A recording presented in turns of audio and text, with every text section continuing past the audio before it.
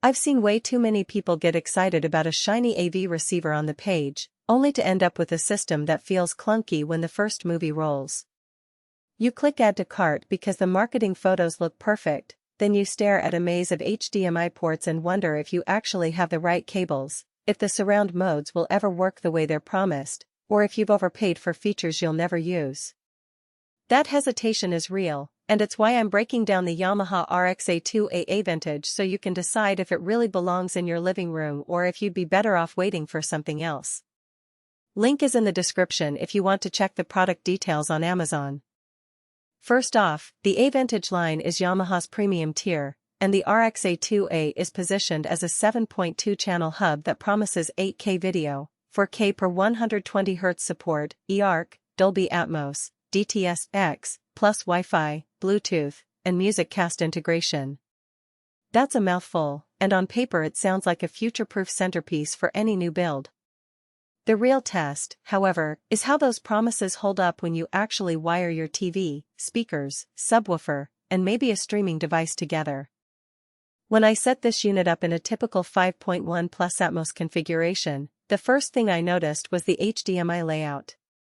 Yamaha gave you 4 HDMI inputs and 1 HDMI out, all of which support 8K and 4K per 120 Hz. The HDMI 2.1 label is there, and it works with a 4K/120 TV I have, but the catch is that you can't simultaneously run two 4K/120 sources on the same receiver because there's only one high bandwidth out. If you're the type who likes to switch between a next-gen console and a high-end Blu-ray player without swapping cables, you'll hit that limitation quickly. For most families, though, one primary 4K/120 source, usually the console, is enough, and the rest of the inputs handle 4K/60 or 1080p just fine. The eARC implementation is solid. Once I connected my TV's eARC port, the receiver pulled in the TV's own Dolby Atmos pass-through tracks without any manual mapping. That means you can watch a streaming service that outputs Atmos directly from the TV and still hear it through the RX A2A speaker set.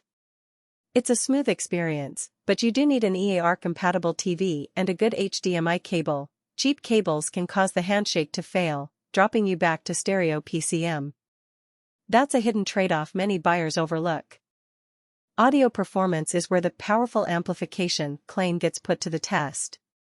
The built-in amps deliver enough punch to fill a medium-sized room, around 1,215 feet, with clear dialogue and tight bass from a modest 6-inch subwoofer. I ran a pair of floor-standing speakers and a compact Atmos module on the top. The surround and height channels blended nicely, especially in a scene like a helicopter flying overhead in an action film. The sound seemed to rise and dissolve rather than just pop from the side speakers.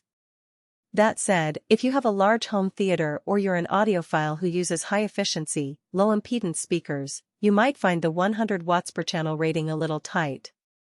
The unit will stay cool, but you'll see the volume taper off if you push past 90 dB SPL for extended periods. One of the biggest practical strengths is the MusicCast ecosystem. Yamaha lets you stream music from virtually any app on your phone, and you can even group the receiver with other MusicCast speakers for whole house audio. In my case, I paired the receiver with a pair of MusicCast 20 bookshelf speakers in the kitchen, and the transition from watching a movie in the living room to cooking while the same playlist plays in the kitchen is seamless. The Wi-Fi and Bluetooth radios are reliable, no stutter, and the Bluetooth connection stays stable even when the TV is streaming a 4K HDR video. However, the remote control feels dated. It's a simple, rectangular remote with a handful of buttons, lacking a dedicated Atmos toggle or a quick access MusicCast button. You end up navigating through the on-screen menu for many adjustments, which can be annoying when you're in the middle of a movie and want to bring up the subwoofer level or switch an input. The Yamaha AV Controller app on iOS and Android fills that gap, but the app isn't as polished as some competitors' solutions, and you'll need to keep your phone handy. If you expect a slick, single-button experience for every function, you'll probably be disappointed. Another nuance is the complete bundle package that Yamaha advertises. The box includes a set of speaker wires, a subwoofer cable, and a basic HDMI cable. Those are nice for a first-time buyer who's just pulling everything out of the box, but they're not high quality.